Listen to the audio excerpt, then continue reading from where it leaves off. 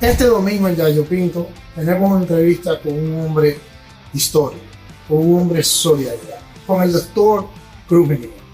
Yo he tenido el privilegio a lo largo de los años de ir muchas veces a ver la labor social de la clínica Cruz Minian en Cristo Rey. De él vamos a hablar de sus inicios, de su historia, de sus momentos más altos, de sus momentos más bajos. Pero sobre todo, vamos a conocer un hombre encantador, un hombre lleno de amor, un hombre lleno de Dios, un hombre lleno de pasión. En breve, con ustedes, el doctor Cruz Minian.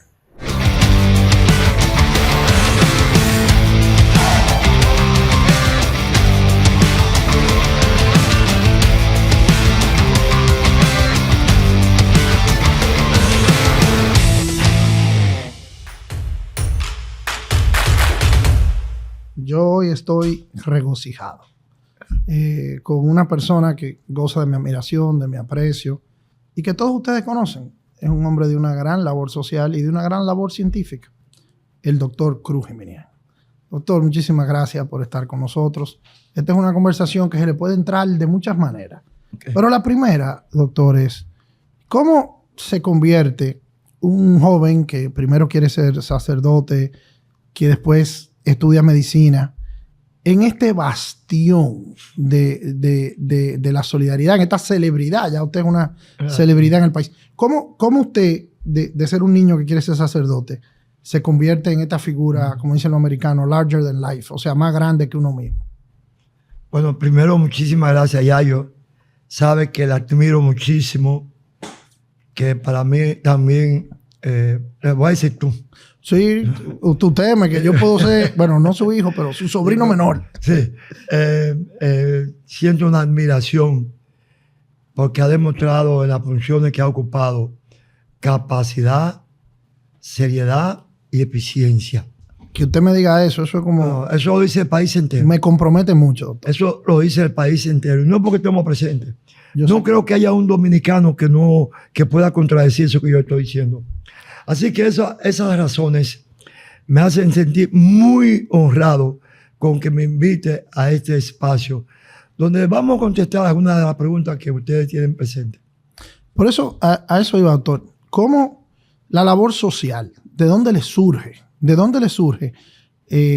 Usted es un verdadero científico de la medicina. Si usted se hubiera dedicado a ganar plata, a emprender, pues posiblemente tuviera ya...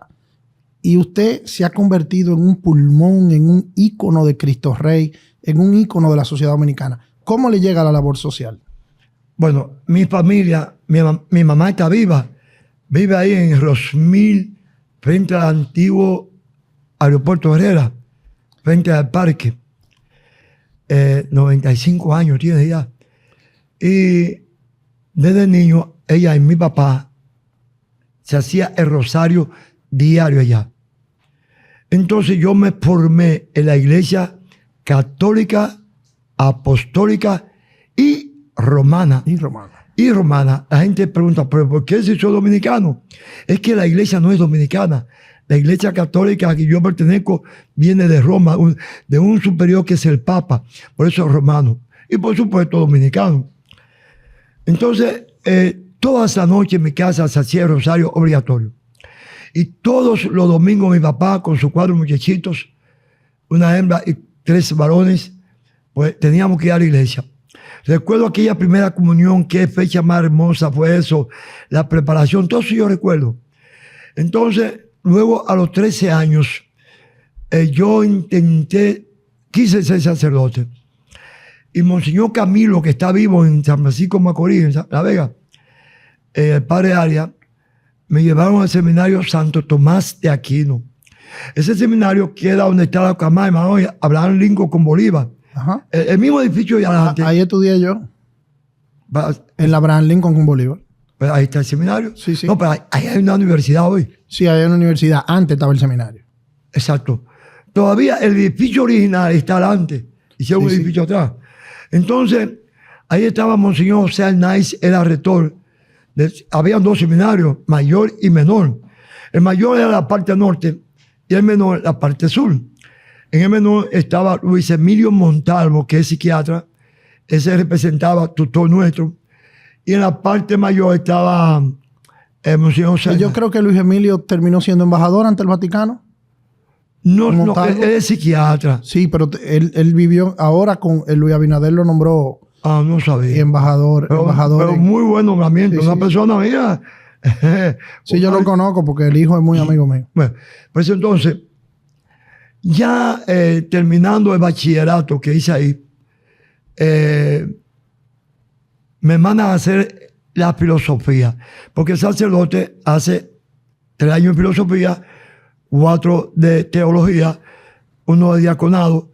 Ese es el diocesano, porque hay sacerdotes como los jesuitas, que es más larga la carrera. Entonces, yo quería ser sacerdote, pero había un sacerdote allá en Santiago que me llamaba mucho la atención. Y yo pensé que era que él no quería saber de mí. Y después entendí que era que yo era muy desorganizado. Todavía lo soy, pero he aprendido a ser un poquito más por esa formación sacerdotal. Y entonces llegué aquí a Santo Domingo una noche con una rabiaca que me dio y fui a denunciar a ese sacerdote. No había cometido ningún delito que me llamaba la atención, para que la gente no vaya a malinterpretar. Claro. Entonces fui donde el cardenal, era Antonio Vera cuando eso, y me dice, mira muchachito, me pasa la mano por la cabeza. Me dice, yo le dije que quería volver al seminario, pero que en ese no. Yo quería el seminario que estaba en San José de la Mata, claretiano. Y él me pasa las manos por la cabeza y me dice, vamos a esperar 1 año, tú meditando y luego entras. Le dije que no. Me dice que sí, pero él ganó. En ese año yo decido inscribirme en la UAS. Fue un año muy compulsivo, 72 por ahí, un año muy compulsivo. A tal magnitud que la carrera de medicina son 5 años y yo era casi 8 o 9 años estudiando medicina y nunca quemé la materia. Inclusive me gradué con buena nota. Era por la suspensión y la protesta de la UAS y demás. Ser estudiante de la UAS en ese momento es peor que ser hoy drogadito. Yo recuerdo que la policía me paró en un motor y me pilló... Eran los 12 años de Balaguer, de todas las luchas sociales. Sí, me pidieron el carnet. Pero si usted estaba en el seminario, usted no era izquierdista. Jamás. Usted no fue un café. No, públicamente. Yo soy pro-yanqui, yanquita, yo sí, toda mi vida.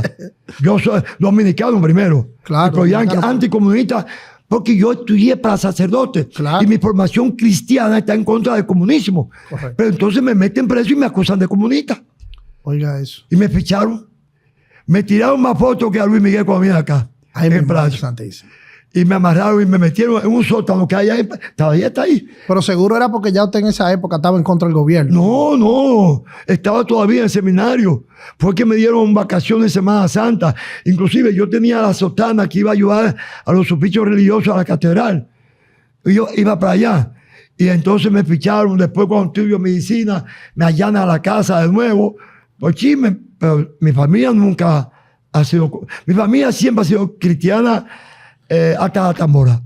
Entonces, cuando vi que, estudié medicina, me inscribo en la UAS, pero yo no sé qué voy a estudiar. En esa época se hacía el colegio universitario, el CUF. Ajá. Recuerdo que era Cordero Michel y el PLD, que fue ministro, ¿cómo se llama? Frankie Almeida. Eran los rectores del colegio universitario en ese momento.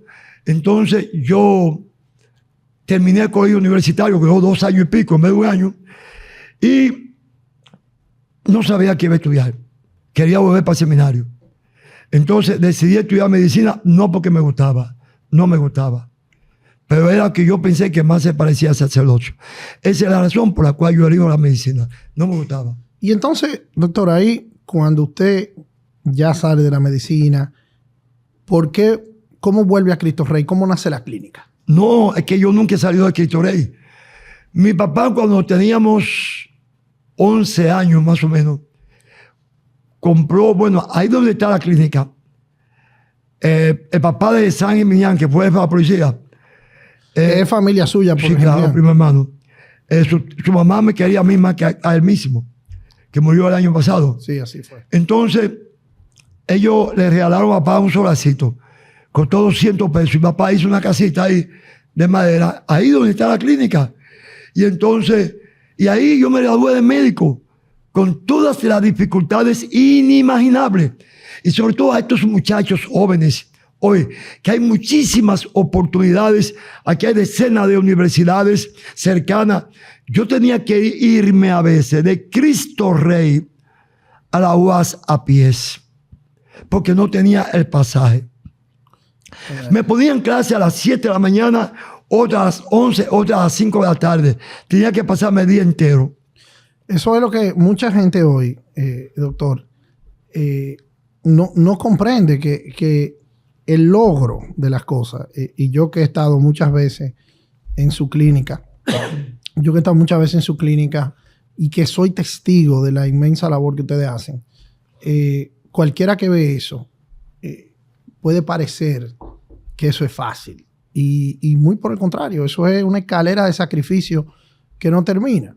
¿En qué momento, doctor, usted se siente que lo que usted está haciendo con la clínica Cristo Rey es algo que va más allá de usted? ¿En qué momento usted dice, wow, esto es increíble lo que estamos haciendo aquí?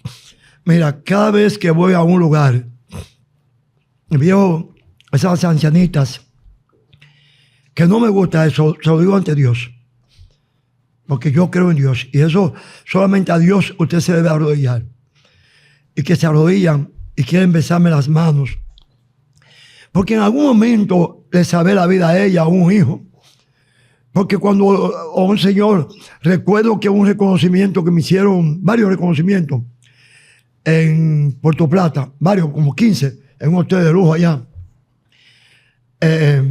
estaba Anthony Río cantando,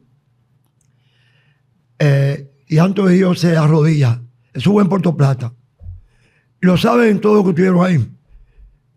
Yo apenas conocí a Anthony Río. Y en medio de una canción se arrodilla. Es la primera vez que digo esto. Y el manager de Oreo, que diga si es mentira o no. Él era el manager en ese momento. Y se hinca ante todo el público y deja de cantar. Y dice, yo siempre cuando voy a los lugares me siento de último. A mí me gusta que me llamen y no que me digan, este no es su lugar, usted vaya atrás. Y tienen que llamarme 2 o 3 veces, pues no me quedo atrás. Y estoy yo sentado atrás, fue un comedor que se hizo. Y dice, aquí hay una persona que él era un poeta. Y dijo tantas cosas bonitas. Y dijo esta frase, yo le pido a Dios que me lleve primero que él, porque yo no soportaría ver la muerte de él. Entonces, cuando tú escuchas con un artista de esa magnitud, o un viejito que te quiere besar la mano, recuerdo que ese mismo día llegó un señor muy formal, bien vestido, y entró a la mala, iba a Bandemí, a la seguridad lo detuvo. Y yo digo, pero déjame pasar. Y va llorando. Mira, se me saltan las lágrimas, llorando. Ay, Dios. Sí. Y me dijo, doctor, yo quiero decir algo. Entonces no querían dejarlo, pero déjenlo. Pero yo no sé quién es él. Me dice que hace unos 10 o 15 años, de eso hace ya 25 años, por supuesto, porque lo que estoy hablando hace 10 años. Me dice que una vez su hijo tenía una apendicitis, que lo llevó a Robert y Cabral, a la Angelita, como dicen, y que allá no le hicieron caso, que lo llevó a todos los hospitales que no le hicieron caso, que su niño estaba muriendo, dice él, yo no recuerdo eso, y que cuando llegó allá, yo le dije, no se preocupe que no lo vamos a morir, yo lo operé, los médicos allá, y que él no pagó un centavo porque no podía, y que él venía aquí, porque él ya era un empresario, a decirme que él me va a resolver los problemas que yo tuviera económicos. Ante todo el mundo lo dijo ahí. Rápido Orio es testigo de eso. Yadira Polanco, una comunicadora de Puerto Plata muy conocida, es testigo de eso. La periodista Ada Guzmán también es testigo de eso. Doctor, qué mensaje tan poderoso y tan bonito. Y yo lo he visto muchas veces porque la gente va allá y ustedes atienden gente de todo el país. Si ustedes a nadie le preguntan, el que puede pagar, paga. El que no puede pagar, ustedes le buscan la vuelta. Claro. Y eso, y ahora yo le voy a preguntar, a lo largo de los años haciendo eso, que ahora lo hacen por lo menos a uno de sus hijos, que es mi gran amigo, que yo conozco, que también está con usted allá. El único hijo. Ah, bueno, pues Luis. Yo, varón. Exacto. Que a Luis, que es mi gran amigo, y sé que está en eso. A lo largo de todos estos años, ¿cuál fue el momento más difícil, más que ustedes se sintieron, wow, esto no tiene, que usted diga, o sea, porque a mí me gusta siempre a mis entrevistados hablarle de ese momento para que nos expliquen cómo lo superaron, porque todos enfrentamos a lo largo de nuestras vidas, enfrentamos situaciones que nos parecen que el mundo se va a acabar y después nos damos cuenta que el mundo no se acaba. Entonces, ¿qué recuerda usted? ¿Qué situación usted tuvo que usted diga, que dijera en ese momento, ay Dios mío, yo no puedo más? ¿Qué usted recuerda? Bueno, hay muchos, inclusive actualmente. Hay muchos problemas. La gente cree que aquello es todo una gloria. Uh-huh. Todos los días, sin excepción, yo paso visita a las 5 de la mañana. Paciente por paciente, no importa el especialista. Y en mi maletín, que no me avergüenza decirlo, yo ando con silicón, con un destornillador, un alicate, porque voy reparando todas las cositas que se van dañando.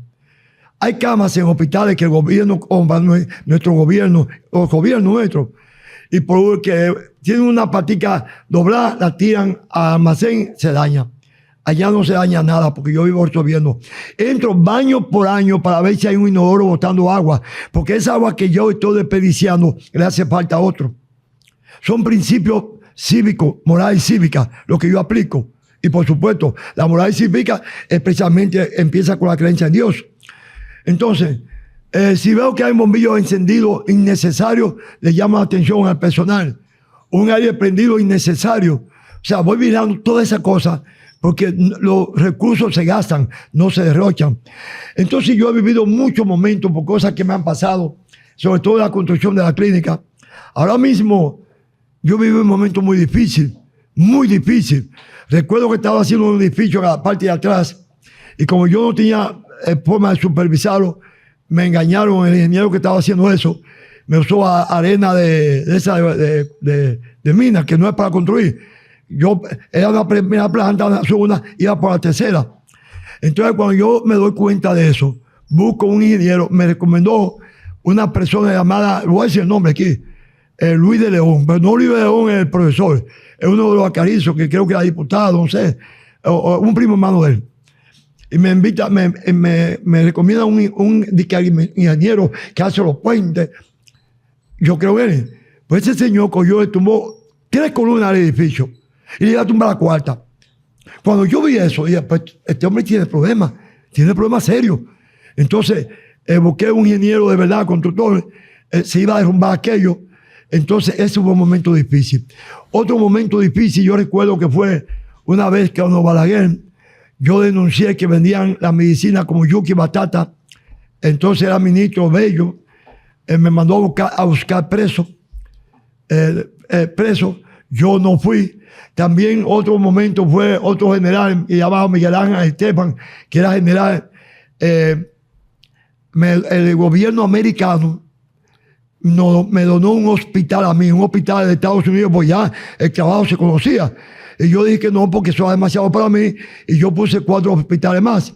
Pues cuando llegó, en ese momento, yo había pedido públicamente que ahí donde estaba el hipódromo, ahí el hipódromo, se hiciera un hospital materno infantil y un hospital de enfermedades terminales. Pello su bebida, síndico, y empezó a hacer apartamentos ahí. Y yo tuve una insistencia, entonces el secretario de Salud Pública decía que no era necesario. Y yo que sí, que no había hospital materno infantil, ni hospital. Me decían que el hospital Robert y Cabal, y yo le contestaba por la prensa, eso está fuera de la ciudad. Una gente de Guaricano no puede salir a las 3 de la mañana para allá, a las 2.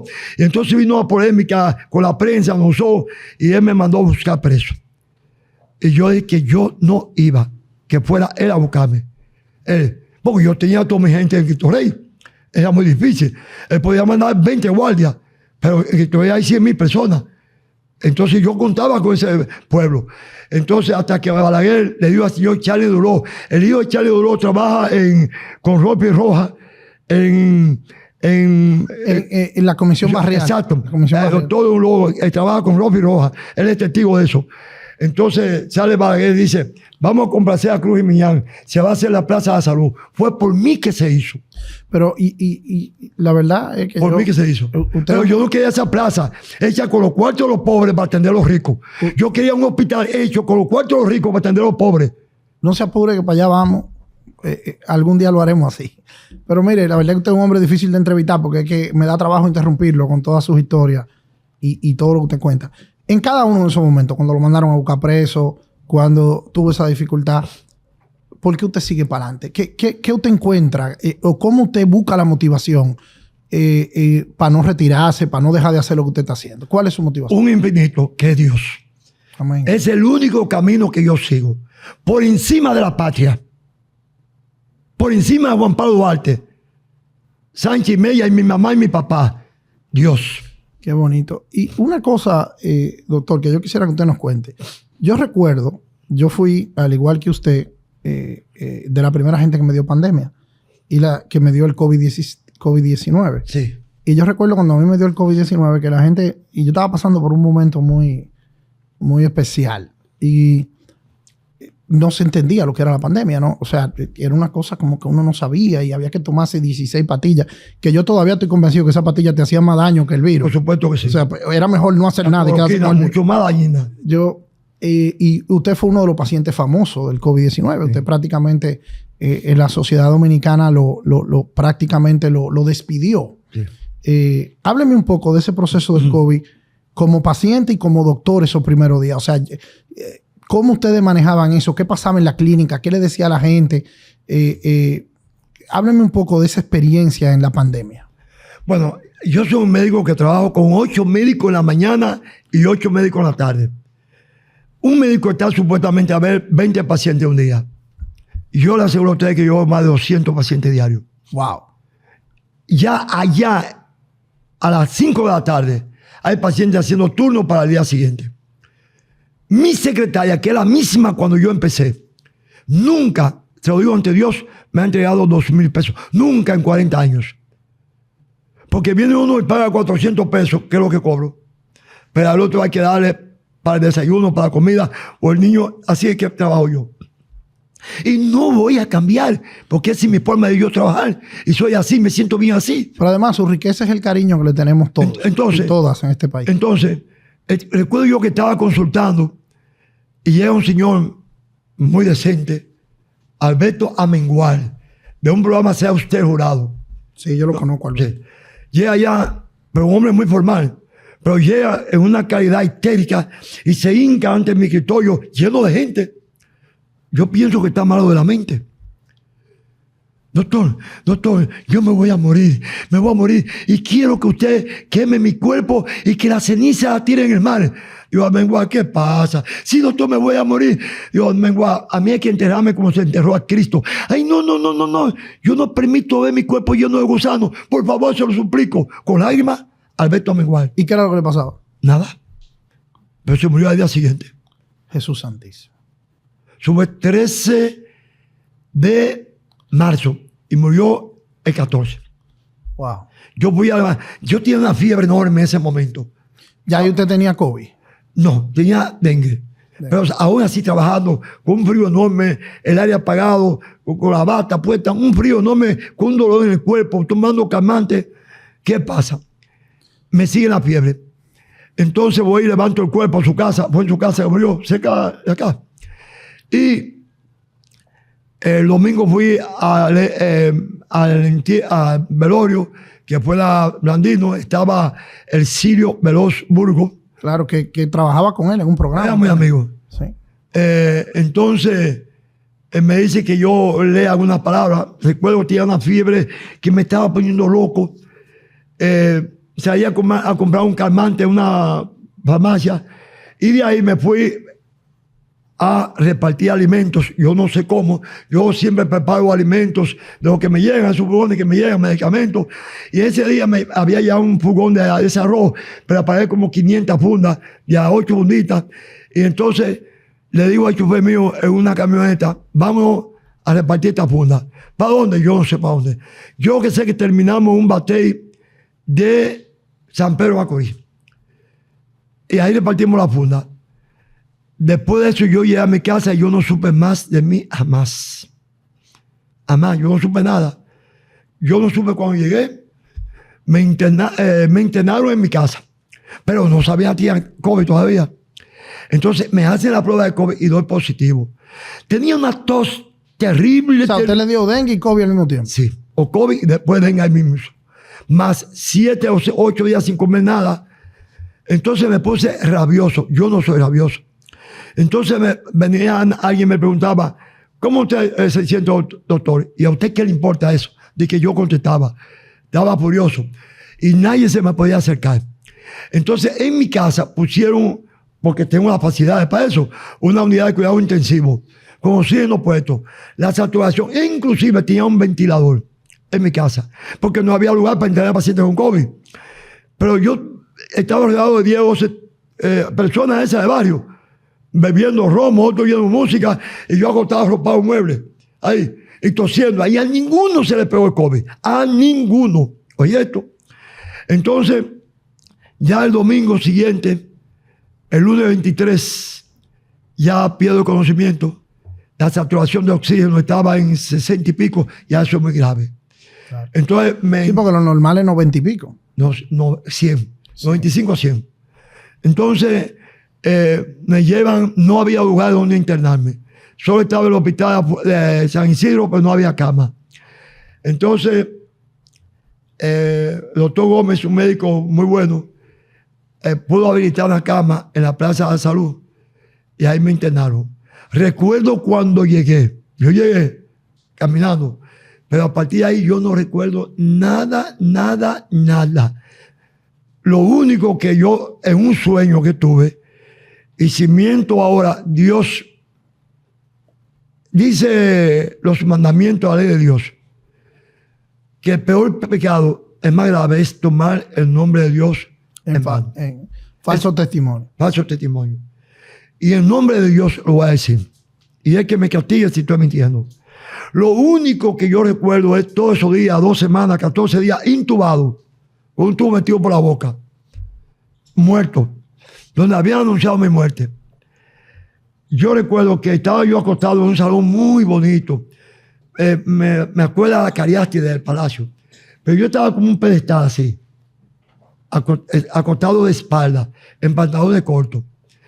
Y yo estaba tan feliz, que yo me reía la carcajada. Me reía. Y escuchaba una música celestial. Y todo eso era felicidad. Y viene alguien, repito, Dios sabrá cómo castigar al que usa su nombre en vano. Y viene alguien y se me acerca. ¿Te quieres quedar o quieres volver? Y yo le dije, yo me quiero quedar. Y él me dijo, no, tienes que volver. Porque el hombre cada día se odia más. Vendrán guerras. Mírala ahí.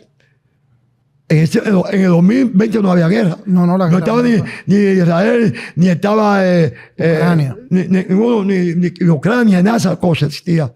Nada de eso. Entonces, y yo lo dije muchas veces en televisión esto. Entonces, me dan de alta. Recuerdo que, bueno, mucha gente se interesó. Hasta el presidente de Venezuela, Nicolás Maduro. Sí, llamó.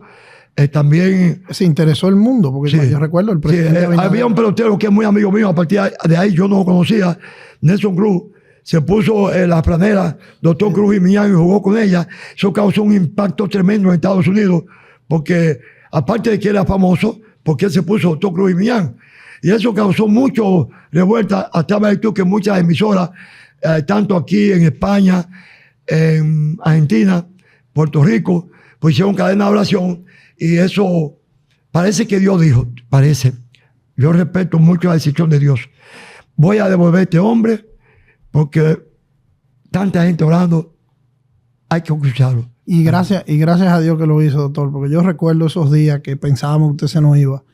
Y no solo porque yo soy amigo suyo y tenemos una relación muy bonita de muchos años, sino por lo que usted hace por esta sociedad, por este país, que el que no haya ido a su clínica, yo le digo aquí que hasta una labor hasta terapéutica, yo le pido que vayan un día a la clínica doctor Cruz Geminián, ahí en Cristo Rey, para que ustedes vean cómo la bonomía, la empatía, la cristiandad se manifiesta en ayudando a tanta gente. Y hay muchísimas cosas que podemos hacer por la clínica, que ayudando a esa clínica ayudamos a muchísima gente. Mira, doctor, en una entrevista con usted es imposible dejar de pasar un análisis más o menos social de nuestro país, de nuestra... ¿Cómo la profesión médica en nuestro país, el sistema de salud en nuestro país, qué podemos hacer para mejorarlo? ¿Qué usted piensa que podemos hacer en su experiencia de tantas décadas como médico, dirigiendo una clínica con un fin social más que económico? ¿Qué usted cree que podemos hacer para mejorar la profesión médica en nuestro país? Desde que yo soy niño, recuerdo yo que cuando ahí donde estaba la clínica, papá estaba haciendo una casita y me manda a comprar una funda de cemento que apenas yo la ponía en la carretilla adelante del bordecito, porque no podía con ella. Entonces, en la carretilla, y me da 75 centavos, no pesos, centavos. O sea, de un peso, la tres cuartas partes. Y cuando voy a comprarla, me dice, me devolví. ¿Qué pasó? Que me dicen que lo que cuesta 78 cheles. Yo recuerdo esta frase que dijo papá: en este país no se puede vivir. ¿Cómo es posible que le suban 3 cheles a la funda de cemento? ¿Cómo es posible? Y este gobierno es un abusador, todo eso dijo papá. Exacto. Así. Eso mismo pasa hoy. Pero no es verdad que la vida está peor, ni que la medicina está peor. No, no es verdad. Jamás. Y reto a cualquier médico. Ve un hospital hace 20, 30 años atrás y ve un hospital hoy en día. Y no quiero meterme en asuntos partidistas, pero lo que han hecho los presidentes, y especialmente te puedo decir, porque yo lo he visitado, que yo veo que critican mucho los hospitales, pero los hospitales tienen aire acondicionado, por lo menos en Gran Santo Domingo, en todo su pueblo, baños separados. ¿Tú sabes cómo eran los hospitales hace aquí un tiempo? 10 camas, un solo baño, unos bancos de emergencia, pedazo de blog. Darío Contreras, tú tenías que sentarte en un blog, ¿era? ¿Ves hoy? Porque tú veas la diferencia. Entonces, no podemos decir que ha empeorado. Nuestros hospitales tienen la mayoría rayos X, todos. Bueno, puede haber algunos dañados. Inclusive tomógrafos, e inclusive tienen resonancias, hay especialistas en todas partes. Cuando yo me gradué, yo nunca había visto un parto. ¿Y tú sabes quién era el jefe de ginecología del Morgan? ¿Quién? Yo. Y nunca había visto un parto. Así era. Así. Entonces, ha mejorado. O sea, usted era el jefe de ginecología. Bueno, yo he encargado de ginecología. Encargado de ginecología, usted nunca había visto un parto. Nunca había visto. Una enfermera me enseñó a hacer un parto. Ay, mi madre santa. No, pero eso ha cambiado, porque en todos los sentidos. Los hospitales tienen especialistas 24 horas de servicio permanente, no de llamada. Sobre todo hay emergenciólogos en los hospitales, ya es un especialista para recibir emergencias. Los hospitales tienen aire acondicionado, tienen baños limpios, tienen cama limpia. Definitivamente ha habido un progreso que no podemos. Y si usted fuera a... Escúchame, y si vamos a hablar del seguro que tiene casi todo el mundo. Tú sabes una cosa que yo iba a decir, porque la gente critica mucho el sistema de seguridad social dominicano. Dígame. Es bueno que lo critiquen, porque cada día debemos estar mejor. Pero si nos comparamos a 4 años atrás, ¿tú sabes cuántos pacientes subsidiados hay que no pagan un centavo? Creo que son 3 millones o más. No, pero y además, sí, son casi 3 millones y medio, pero ahí no están los guardias, ahí no están los policías que antes no tenían seguro. Pero y ahora tienen seguro. No, pero ahí que voy.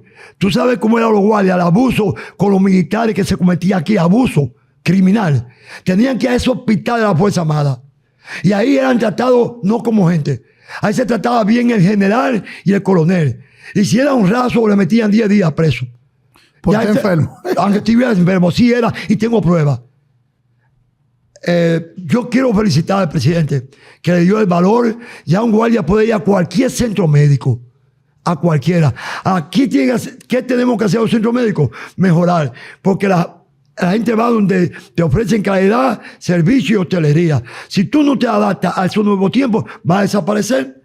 Entonces, quiero felicitar esa acción del presidente. Quiero de que le dio seguro a más de 3,5 millones o 3,5 millones de personas, pero no solamente eso, que de 1 millón que cubría, un paciente con cáncer, cuando se agotaba el $1,000,000, él tenía que buscar otro $1,000,000. Así es. Ahora cubre 2 millones. Pero tú sabes que la clínica Cruz y Minian ya prácticamente no es mía. Prácticamente no es mía, porque tengo que ir cediendo todos los espacios, porque producto de cómo trabajamos, nos hemos visto en una situación económica muy difícil, al borde de cerrar la puerta, pero para no tener que hacer eso, hemos mejor cedido espacios a muchas instituciones y en vez de cerrar la puerta, hemos crecido. Allá existe la única unidad en el país de programa ITUS para hacer el tratamiento de tromboembolismo y aneurisma. O sea, un paciente te llega con un lado muerto por un trombo. Si llegó antes de las primeras 4 horas, se va el mismo día para su casa sano. Doctor. Y aquí hay 8 neurocirujanos vasculares y los 8 están ahí.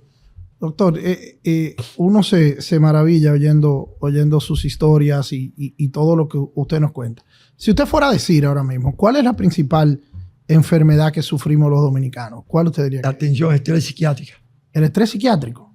Mire, nosotros somos tan alegres y tan chelchosos. No, ¿cómo aquí se vive en estrés? ¿Es verdad? Sí, definitivamente sí. Mire, eso me sorprende que usted lo diga. Y en esa misma dirección, ¿cuál ahora es una gran satisfacción que usted haya vivido como médico? ¿Cómo usted nos cuenta algo que usted diga, así como usted nos contó ahorita, alguna de las cosas malas que le pasaron que usted tuvo que superar? Ahora dígame un día que usted hacía así y se felicita a usted mismo. Sí. Que usted dice algo hermoso que usted haya vivido. No, he vivido muchas cosas hermosas. Pero antes déjame decirte, decía Toñito Zaglur, el primer psiquiatra de aquí, que de tontos y locos todos tenemos un poco. Correcto. Eso decía él. ¿Cómo es? De tontos y locos todos tenemos un poco. Y algunos tienen mucho. Y algunos tienen demasiado. Pues yo he vivido muchas satisfacciones, quizás mucho más de las que yo puedo merecer. Te puedo decir que en Ciudad Americana hay calle con mi nombre, que el día 3 de octubre he declarado por la alcaldía de Boston, el día del doctor Cruz y Minian. Tú buscas en YouTube que he tenido la oportunidad de tirar la primera bola entre grandes equipos de Estados Unidos. ¿Y cuál es el equipo suyo de béisbol? Yo soy liceísta. Ay, mi madre. Sí, por eso me gusta. Yo sabía que usted tenía que tener algo que no me gustaba. Déjame decirte, Nelson Cruz, ese pelotero. ¿El escogidita? No, Nelson es del Licey. No, creo que es los Gigantes, algo así, no sé. Sí, es de los Gigantes, ¿verdad? Ok, después que hizo no del Licey porque me cayera mal. Después que hizo esa hazaña, cuando se iba a despedir del deporte, a despedir ya por última vez, él quiso que la última bola que iba a batear en su vida, la pichada de Joan Estadio Quiqueya. Oiga, entonces él recibió mucho homenaje de toda parte del mundo, del gobierno alemán. ¿Y en Estados Unidos cuál es el equipo suyo? Ninguno. Usted bueno, ahora los Medias Rojas de Boston porque me condecoraron. Ah, bueno, está bien. Por eso. Está bien. Pero, eso está en internet, ustedes buscan ahí. Y le tienen un strike a ese muchacho, a Denver. Un strike. Eso está en internet, ustedes buscan ahí. Doctor, ¿qué mensaje usted me le da a la juventud que nos ve, que está empezando, que tiene un sueño, que tiene una serie de cuestionamientos? ¿Qué consejo usted le da para emprender su sueño? ¿Qué usted le diría? Cuando yo estudiaba medicina, yo veía que yo no podía entender las clases. Y a veces me daban deseo de dejar la carrera. Muchas veces. A veces veía muchachos en mi barrio que se iban a una fiesta, en la gira que hacían en la guagua con su novia, y yo tenía que quedarme estudiando porque el lunes tenía un examen. Que podían comprar un pantalón y yo no podía comprarlo. Muchas veces, pero miles de veces, intenté dejar la carrera y conseguir un trabajito en una empresa. O ponerme echar días para conseguir un par de pesos. Pero que yo sí siempre recuerdo que en una clase del doctor Marcelino Vélez Santana, estaba yo en clase y estaba dando epidemiología y yo no entendía nada. Entonces me puse a pensar, pero si ellos pueden, ¿por qué yo no puedo? Eso es poderoso. Si tú puedes, ¿por qué yo no puedo? Ese fue mi norte. Y como ellos pudieron, yo también pude. Así y decirte que las cosas que te hacen hoy llorar, mañana te hacen reír.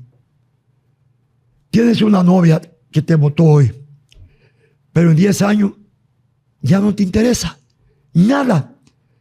Inclusive puede decir, sin hablar aspecto repetitivo, y de ella yo estaba así, por ella que era capaz de quitarme la vida. No, Eso se resume en que todo pasa. no, que todo pasa, hasta la belleza cansa, dice una canción. Entonces, las cosas que Esa te canción hacen... dice, lo que una vez fueron cintas blancas Sí. se convierten en cadena. Así mismo es. Entonces,